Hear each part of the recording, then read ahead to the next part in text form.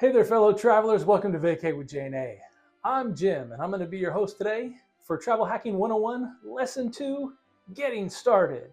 So if you watched our first video, you probably got really excited. You learned about sign-up bonuses, you learned about all kinds of stuff, and now you're ready to get started. So today we're going to go over 5 different things to help you be able to understand what it is that you need to consider before you get started, and what other things you need to do to prepare yourself. First thing we'll talk about today is what type of traveler are you?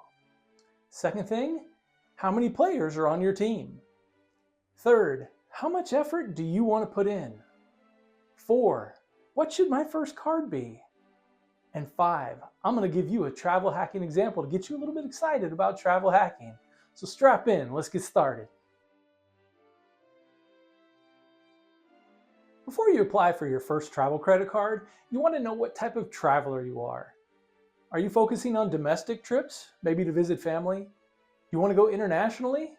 You have some big aspirational trips that you want to take, like Fiji or the Maldives? Are you going to be a solo traveler? Are you going to be part of a dynamic duo? Are you going to be traveling with your whole family? You see, travel hacking isn't one size fits all.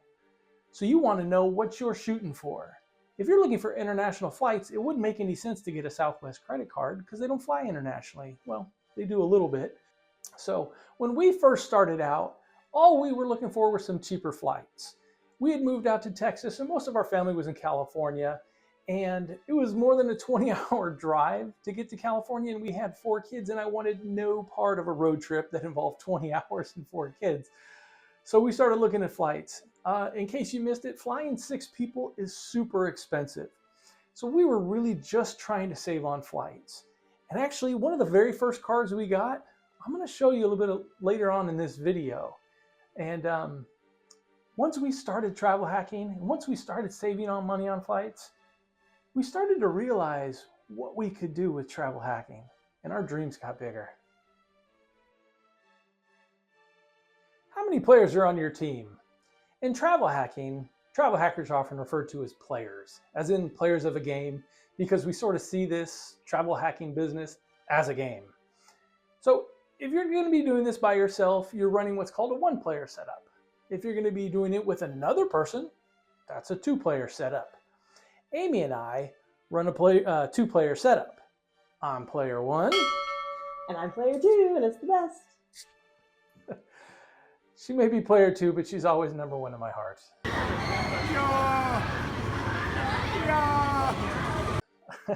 We run a 2-player setup, and there's some benefits to this.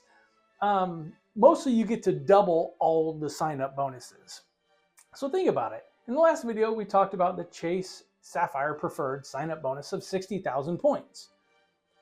If there's 2 players, well now it's 120,000 points because I can get the bonus and my player 2 can get the bonus. But even better than that is something called a referral bonus. When you have a credit card, oftentimes the company will give you an incentive to sign up your friends and family, and they'll give you what's called a referral bonus. So if I send a link to Amy to sign up for the card and she signs up for it, she can get the 60,000 point sign-up bonus, but I'll get 15,000 points as a thank you from Chase for referring somebody. So now, instead of 60,000 points for a sign-up bonus, we get 135,000 points as a dual sign-up bonus because we run a 2-player setup. So a couple things to talk about when it comes to a 2-player setup.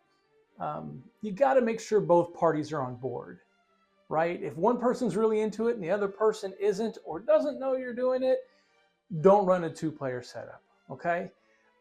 You have to have trust among each other, and it has to be something that you're both wanting to do.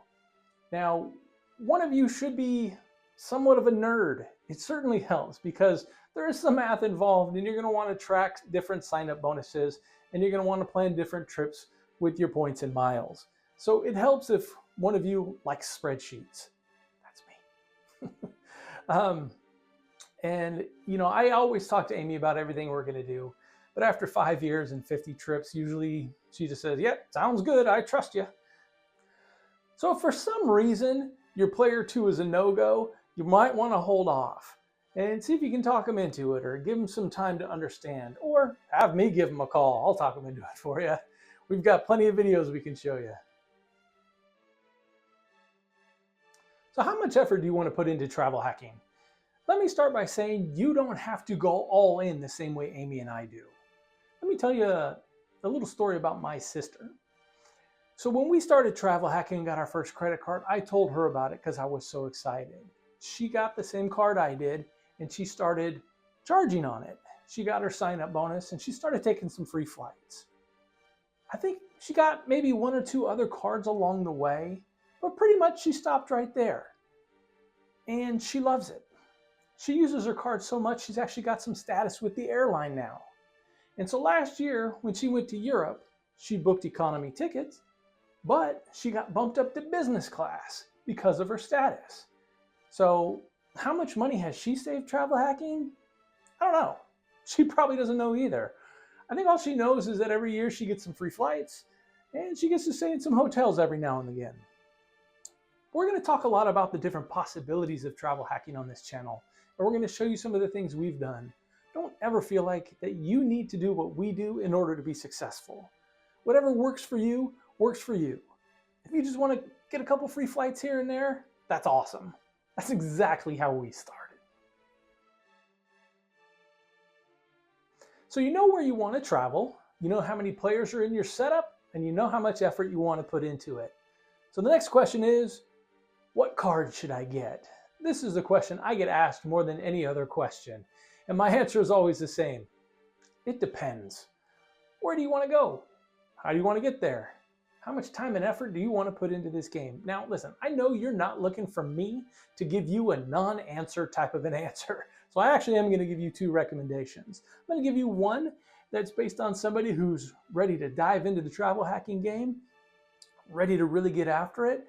I'm going to give you another recommendation for somebody who wants to try it out but really isn't sure if it's for them yet. By the way, I'm about to share with you the easiest sign-up bonus to get in the entire travel hacking game. So get ready for that. So if you're somebody who's ready to go full blast right at credit card points and travel hacking, you want to do multiple things, maybe combine air and hotel, you really can't go wrong with the Chase Sapphire Preferred.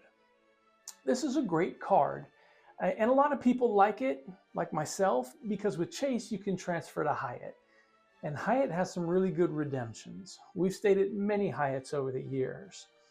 Now, the current sign-up bonus, we talked about it, I think, in the last video, is 60,000 bonus points after you spend $4,000 in the card in the first 3 months of card opening. That's a lot to get out there. Let me say that again. $4,000 in the first 3 months of card opening, 60,000 bonus points. Now, you can cash that in for $600, easy peasy. You can use it for $750 worth of travel in the travel portal, or you can send it out to World of Hyatt or one of their many travel partners and get even more value out of it.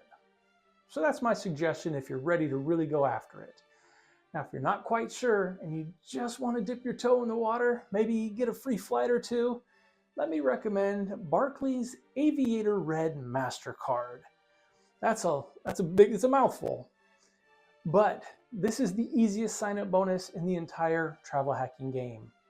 All you need to do after you're approved for the card is make one purchase, pay the $99 annual fee, and boom, 60,000 American Airlines miles. If you have a player two, you can apply the same day. You can go both buy a pack of gum, boom, 120,000 American Airlines miles. That's a lot. And you're probably wondering, hey, what can I do with 120,000 American Airlines miles? You're about to find out when I give you a travel hacking example coming up real quick. Now, you may have noticed both of these cards come with an annual fee. Maybe you're not ready for annual fees just yet, and you want to try something that doesn't have an annual fee. Well, you can start with the City Double Cash card. This card has a $200 cash back bonus if you spend $1,500 in the first 6 months of owning the card. It's an easy sign-up bonus to hit, and basically you would just take that money and you would cash it out, and then you would use that for travel. So that's an easy way if you want to get started that way. But enough about these credit cards. Let's see what travel hacking can really do. So let's look at an example of the power of travel hacking. Let's say you've always wanted to go to Paris. You found some affordable rooms in Paris, but you can't seem to find affordable flights. They're super expensive. Now you've heard about travel hacking and you want to see if it really works. So you and your player 2, you both get the Aviator Red MasterCard because some goofy dude on YouTube told you to. And now you've got 120,000 American Airlines Advantage miles sitting in your American Airlines account. And you want to see what it's going to get you. Right now, I'm going to take you through a walkthrough of how you would book flights round trip from LA to Paris using those Advantage miles. Okay, so first things first, let's see how much a trip for 2 people, round trip from LA to Paris would cost. So we're on the American Airlines website, just going from LA to Paris. We're going December 2nd to December 9th. Let's see, we want to see the Christmas markets. We're going to be out there during that time, so maybe you want to say hi to us. Let's search and see how much it costs. So you'll see that a round trip ticket is going to cost you as cheap as $804. We'll do this and sort it. $842 if you want to have a layover in London. So let's just do that because we're trying to save as much money as we can. We're going to go basic economy, trying to save as much as we can. We're going to accept the restrictions. So now on the way back, cheapest flight, looks like we're going to connect again in London Heathrow. But we're going to take that because we're trying to save as much money as we can. We are going to go basic economy. We're going to accept the restrictions, no refunds. Got it? So the total for both passengers is $1,682.40. Remember that figure, $1,682.40. Now let's see how much it would cost with miles. We'll go back to the home page. Now this time we're going from LA to Paris, December 2nd, December 9th, but this time we're going to check right here for redeem miles. We're going to search for 2 people.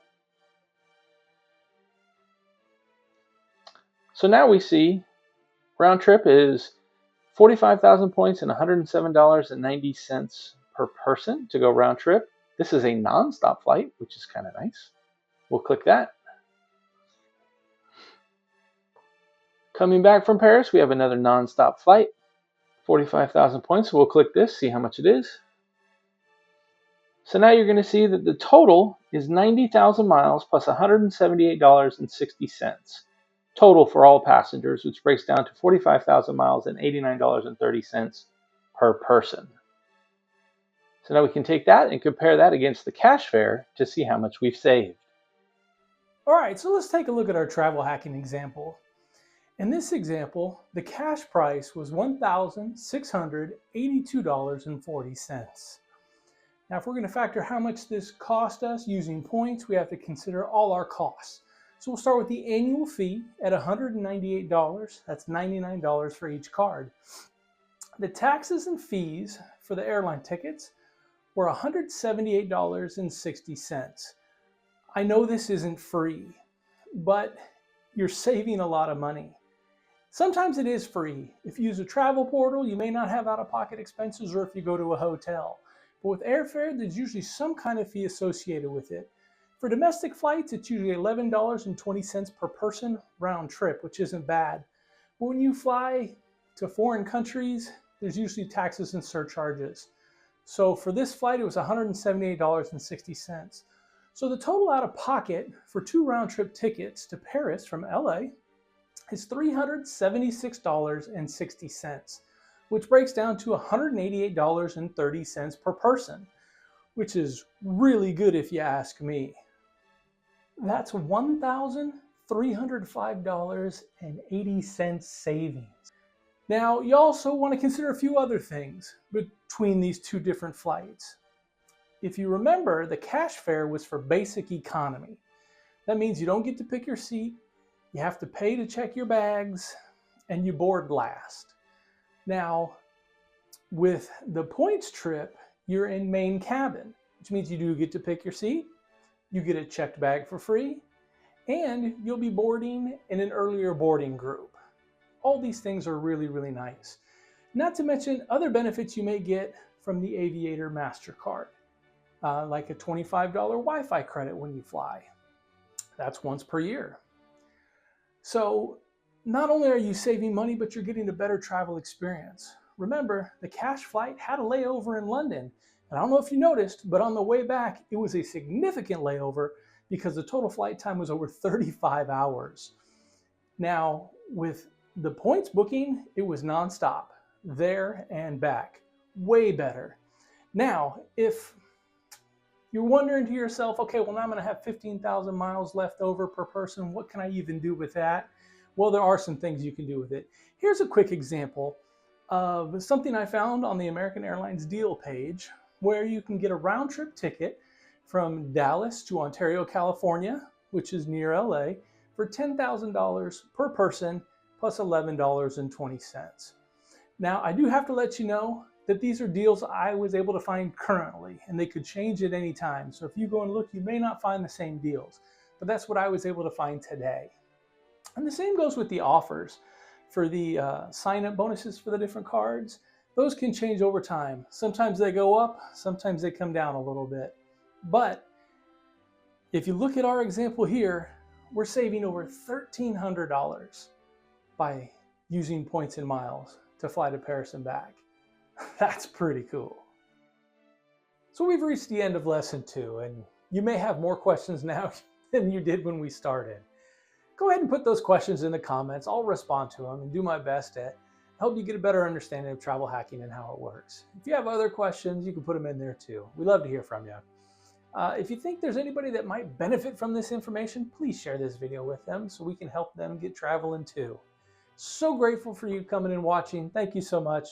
Happy travels.